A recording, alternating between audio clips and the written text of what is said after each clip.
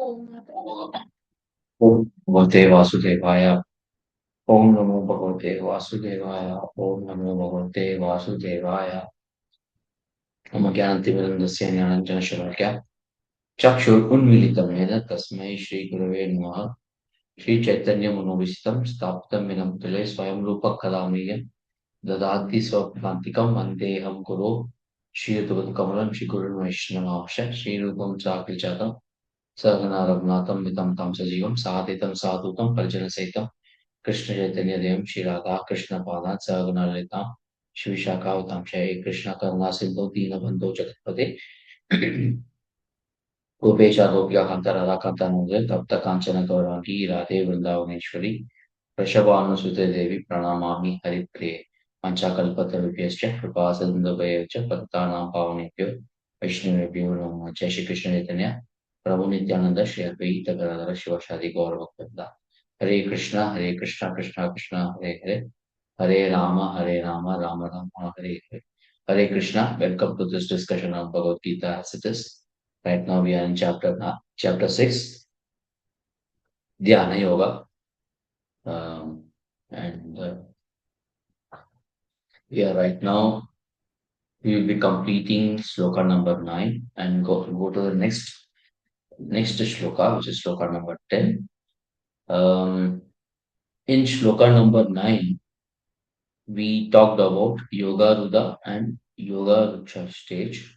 Yoga Ruda stage talks about advanced stage in the yoga where one has given up all desires for sense gratification, knowing that sense gratification cannot make one happy, then one doesn't, and then one does not evaluate people based on the potential for sense gratification.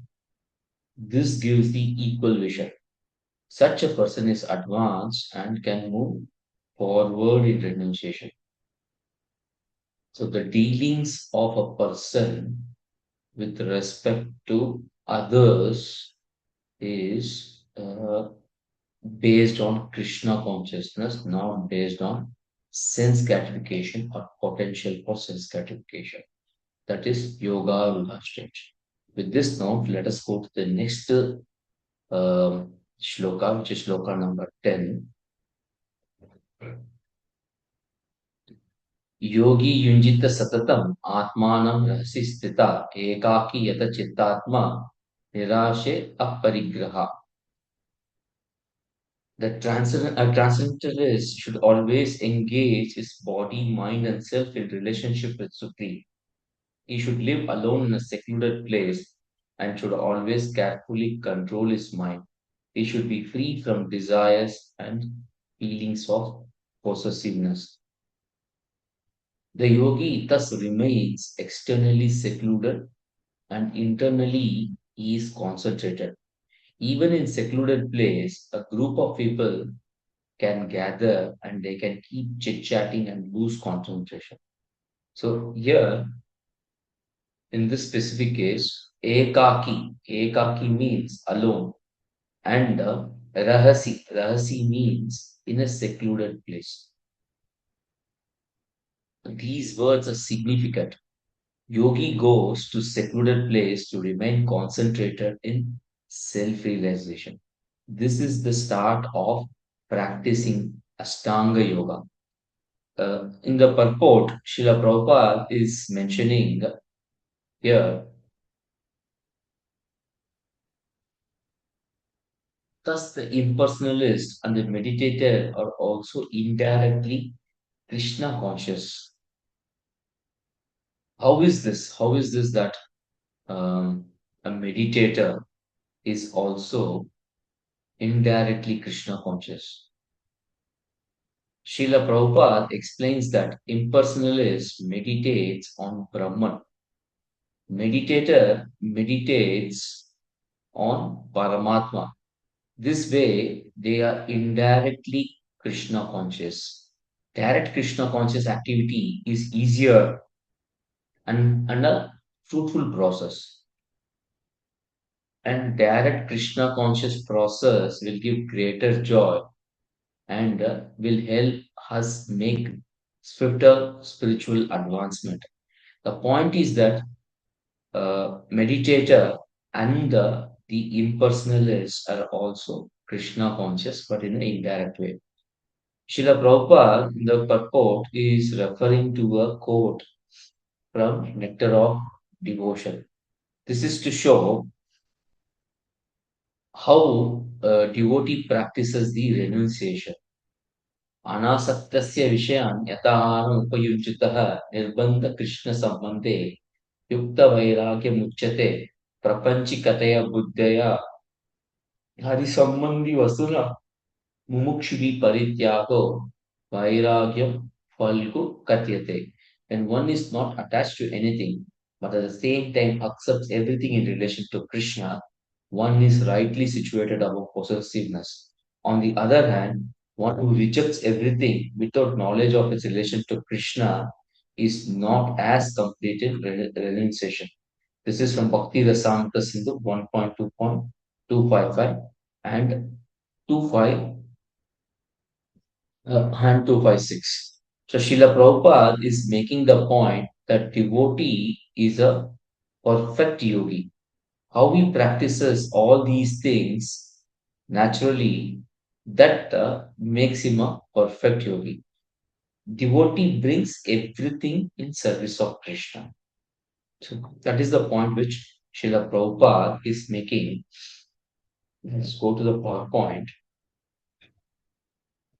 In the Ashtanga Yoga, if we take Ashtanga Yoga, there are 8 steps. And in this 8 steps, there is a physical aspect, which is Hatha Yoga, and there is something called as psychological aspect, which is Dhyana Yoga. Hatha Yoga is physical aspect, which comprises of Yama, Niyama, Asana, and Pranayama. Dhyana Yoga comprises of Pratyahara, Dharana, Dhyana, and Samadhi. This splitting of physical and psychological is not a watertight. In Hatha Yoga, there is control of mind.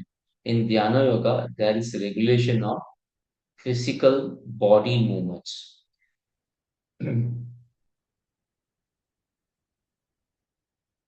Sorry, in Hatha Yoga, there is a control of physical body movement. And in Dhyana Yoga, it is the control of mind. The prime focus is what is discussed here. That is, physical aspect means where we do asana, and when we control mind, it is more dhyana yoga. That there is a good explanation by Bhakti Vinod Thakur in his book Prema Pradipa. Bhakti Vinod Thakur talks about uniqueness of bhakti.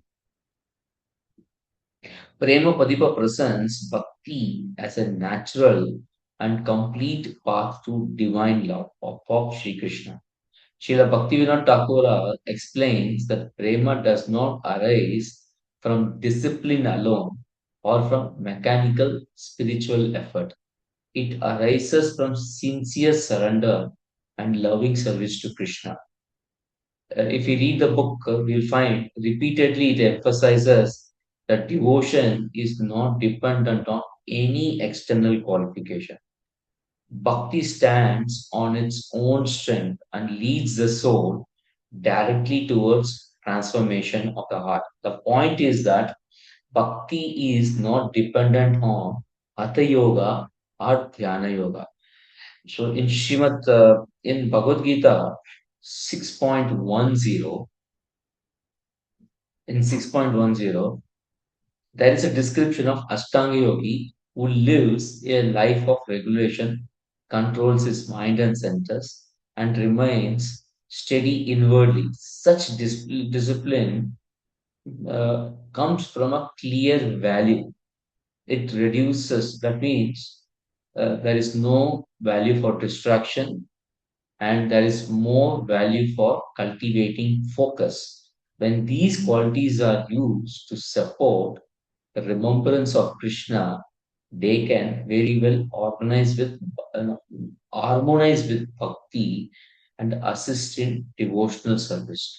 That means Yama, Niyama, Asana, and Pranayama, which is physical aspect. If you are able to sit in one place and chant nicely, and for that some asana helps us, then it is a very good thing. If by doing some asana we get a good stamina so that we can clean the temple of Krishna very well, then we should practice this asana. And if we are doing physical work and we find there's a tiredness in the body, and by doing some asanas, if the muscle pain which is causing the tiredness can be relieved of the pain, if that muscle can be relieved of the pain, then we can practice that asana so that we can do the service once again without any much disturbance.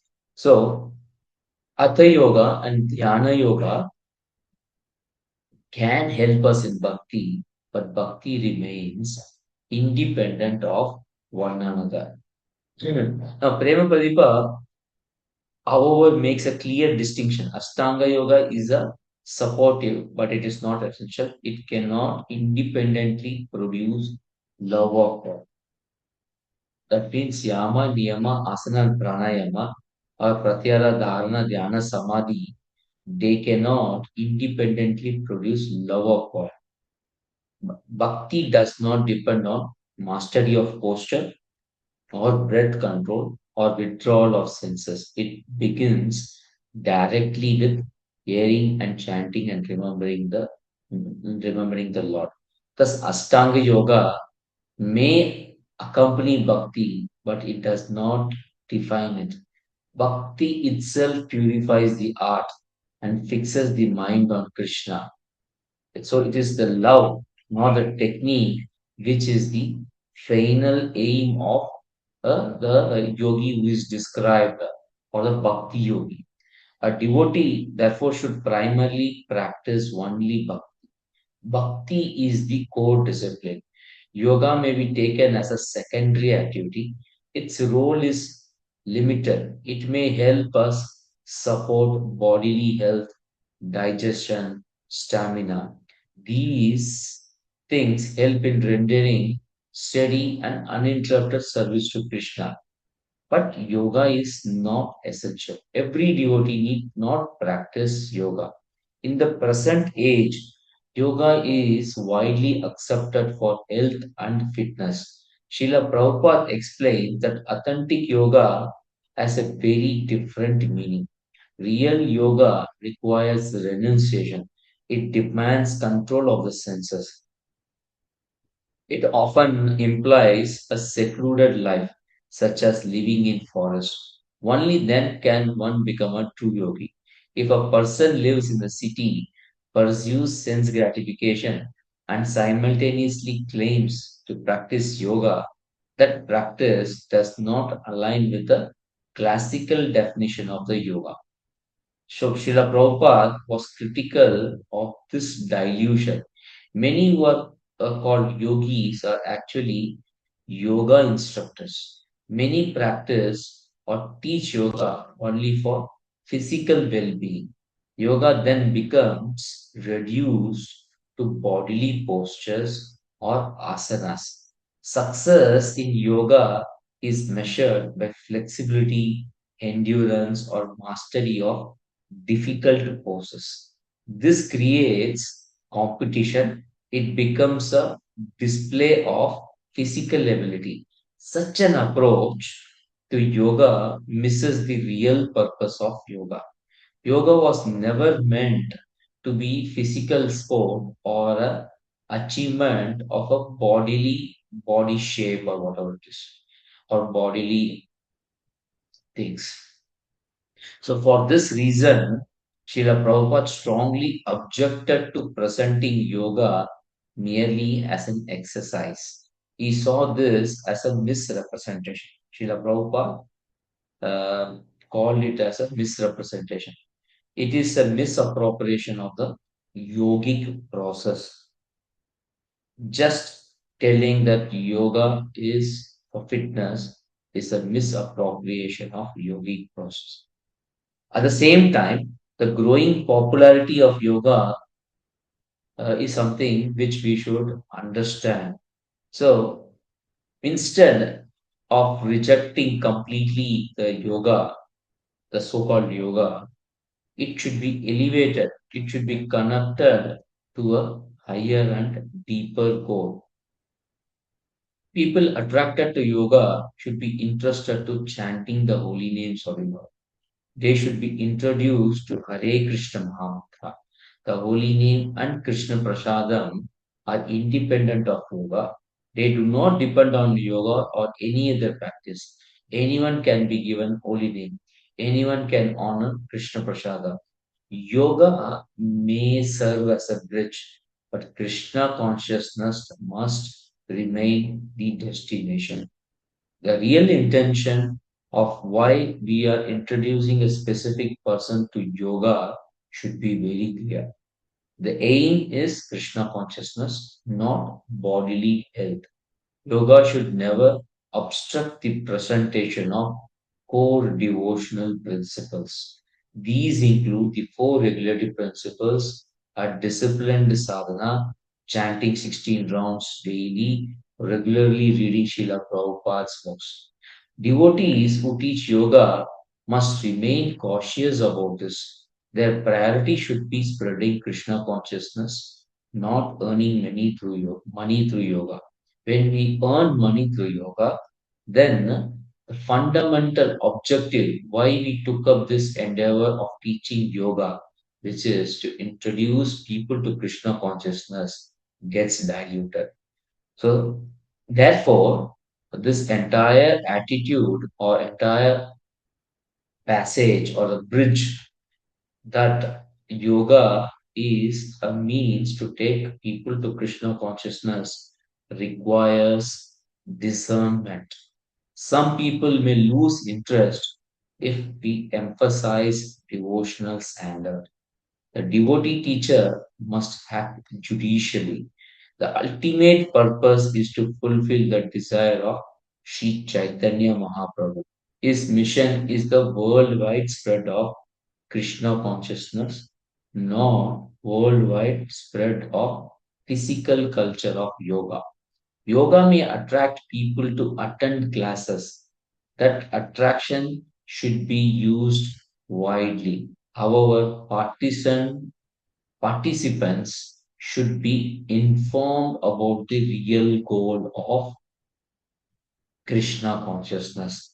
That goal is lifelong service to Krishna. Devotees themselves may practice yoga to maintain health for service. Yet, yoga by itself remains secondary. The concluding point is that yoga is harmonizable with bhakti or harmonizable to bhakti, but it is not essential to bhakti. That is very important for us to understand. Let us go to the next shloka.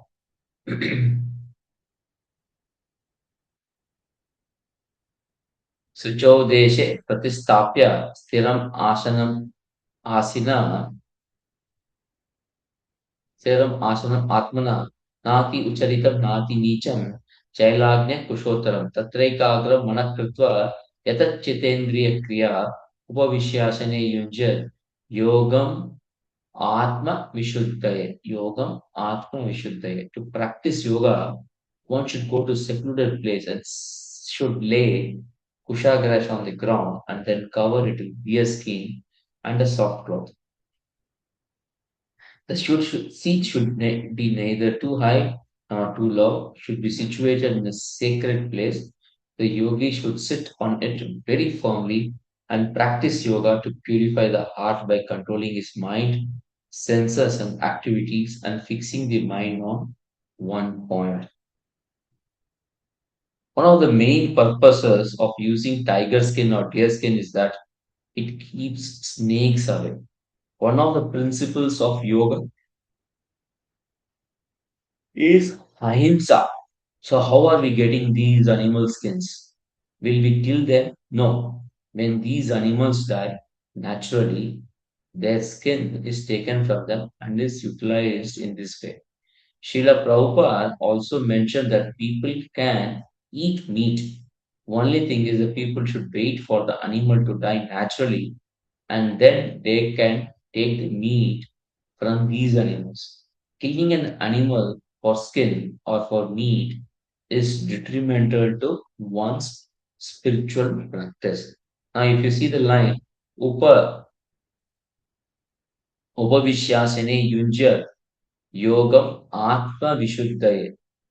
This line is applicable to devotee. When in the morning he sits down for chanting the holy name of the Lord, he prays that now I want to just chant the holy name only. Focus on one holy name only. Upavishyasane, sitting on the seat. Yunjat should exit. Yoga practice, yoga, atma, heart, vishuddhaya. So the devotee sits on the mat and chants the holy name of Lord. Yoga practice with the clear purpose of cleaning the heart. Atma Vishuddhaya.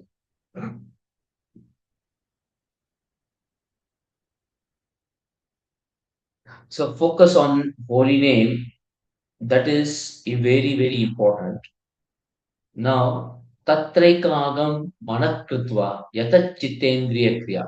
Tatraikagam means thereupon ekagram with one attention, mana, mind, kritva, making, controlling the mind, indriya, senses, kriya, and activities. This verse gives clarity that I have so many things to think and so many things to do, but now I will focus only on chanting the holy names of the Lord. Tatraikagram, collect thereupon, bring everything to one attention, the mind, and then with the control of the mind, just chant the holy name of the Lord.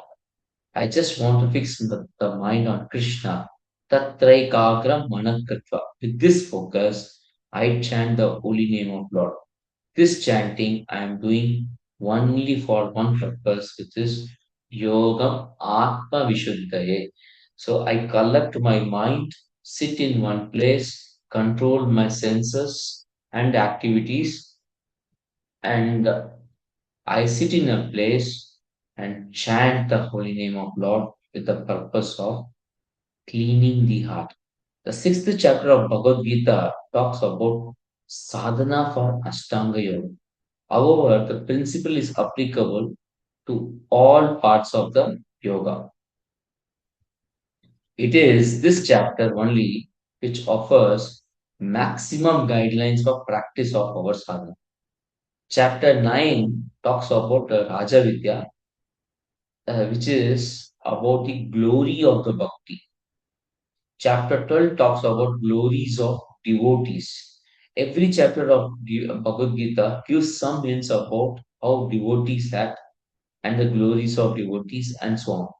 For guidance on practice of sadhana, it is this chapter, it is chapter number 6, which gives us the instruction which can be directly applied in sadhana bhakti or slightly modified to apply to sadhana bhakti. In this specific case, Upavishyasane Yunjat Yogam Atma Shuddhaye can be applied that we sit in one place such that we can focus on chanting the holy name with a clear objective of purification. So, Srila Prabhupada's purport majorly focuses on chanting the holy name, which is the Yuga Dharma. Hare Nama, Hare Nama, Hare Nama, Eva Kevalam, Kalo Nasti Eva, Nasti Eva, Nasti Eva, Katal Anyata. In this age of quarrel and hypocrisy, the only means of deliverance is chanting the holy name of Lord. There is no other way, there is no other way, there is no other way. Let's go to the next sloka. Sloka number 13 and 14. Samam kaya shilogrivan dharayam achalam stiram sampreksha nasikagram swam dishaschana valokayam प्रशांतात्म विगतिभिः ब्रह्मचारी व्रते स्थितः Manasamyamya machito yukta asita matpara. One should hold one's body, neck, head erect in a straight line and stare steadily on the tip of the nose, thus with an unagitated, subdued mind, devoid of fear, completely free from sex life. One should meditate upon me within the heart and make me the ultimate goal of life. In this shloka, Krishna instructs us to see the tip of the nose. In shloka number 5.2728, Sparshan Krita Bahirbahyam Chakshusha Chaivantare Bhruvo Prana Apana Samakritva Nasya Abhyantara Charina. Sense objects such as sound, Kritva keeping Bahi external, Bahya unnecessary, Chakshu Cha also eva certainly Antare between Bhruvo, the eyebrows. Shutting out all external objects, keeping the eye and vision concentrated between the two eyebrows. So Krishna gives instruction to concentrate between two eyebrows. So which one should we follow? Should we follow here or the tip of the thumb? The point is that we need to have some focus for concentration. This is the point. But to focus on in between the gap between the two eyebrows or tip of the nose, this is not an entertaining activity. It is not an interesting activity. If it is too interesting, we will run our imagination and start thinking about other things and lose focus and concentration. The tip of the nose or gap between the eyebrows is nothing special. Hence, there is a better chance for us to concentrate and pull the mind inwards. This brings focus. Our concentration is aided when we have some object for our vision. If we close eyes while meditating, then there is a higher probability that we will fall asleep. Thus, yogis are situated in a troublesome situation in comparison to bhakta. Bhakta can chant and walk and chant, but yogis have to follow the yoga systems. In the shloka 6.11 to 6.114, there are some key points. Shloka number 6.11 and 6.11 and 6.13 talk about external objects which aid the practice of yoga. If you see here,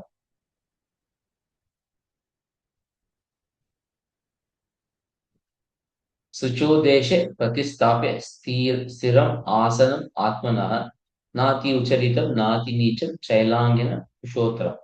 How, where we should sit. That is what it is talking about. If we see shloka number 13 and 14, Samam kaya shiragriva dharein achalam stira sampreksha nasika agalam sum dishasthana valokan. How we have to concentrate, where we have to concentrate.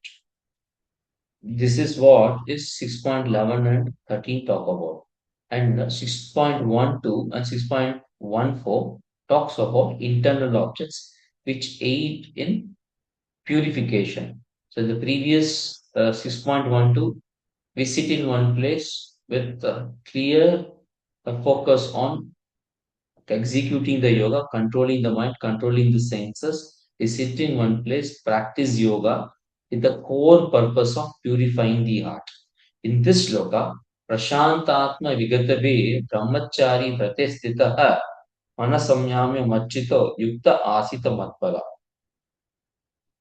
Thus, with the unagitated, subdued mind, devoid of fear, completely free from sex life, one should meditate upon me within the heart and make me the ultimate goal of life.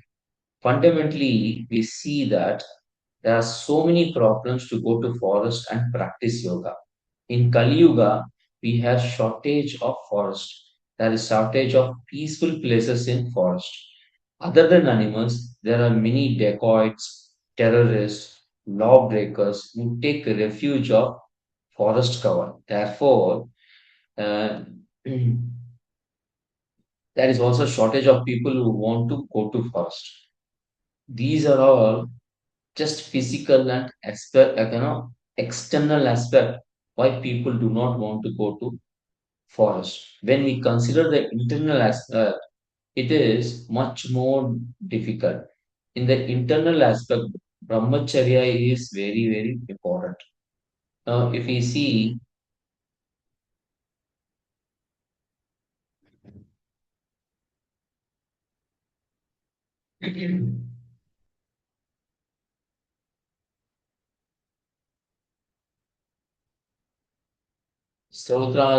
స్తోత్ర ఇంద్రియాణి అనే శ్రోత్రాదీని ఇంద్రియాణి అన్నే సంయాగ్నిషు జ్వాహతి శబ్దాదీన్ విషయాన్ అన్య ఇంద్రియాగ్నిషు జ్వాహతి. Some unadulterated brahmacharis sacrifice the hearing process and the senses in the fire of mental control, and others, the regulated householders, sacrifice the objects of senses in the fire of senses. This was a direct mention of brahmacharya in this one.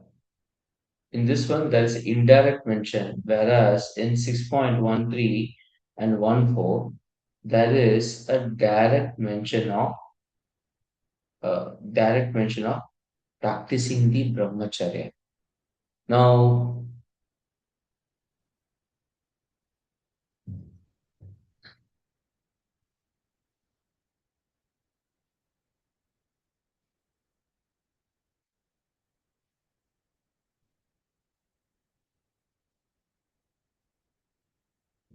Jayati Yalakavan Sarvan Partha Manodan Atmani Eva Atmatusta Stita Pragnas Tatochyate. O Partha, when a man gives up all varieties of desire for sense gratification which arise from mental concoction, and when his mind thus purified finds satisfaction in self alone, then he is said to be in pure transcendental consciousness. In the current context,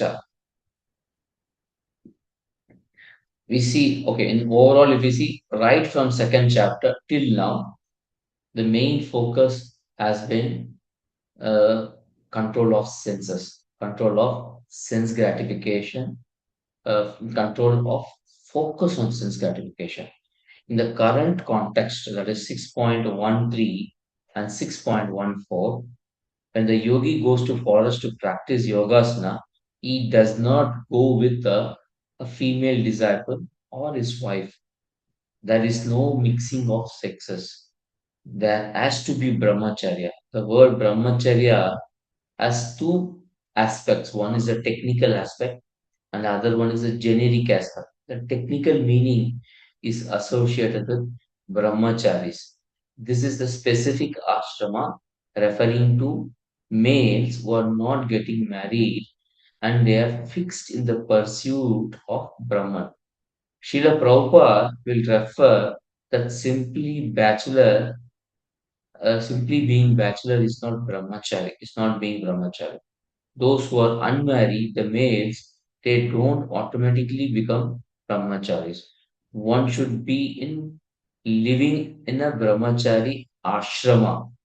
So brahmani charati iti brahmachari.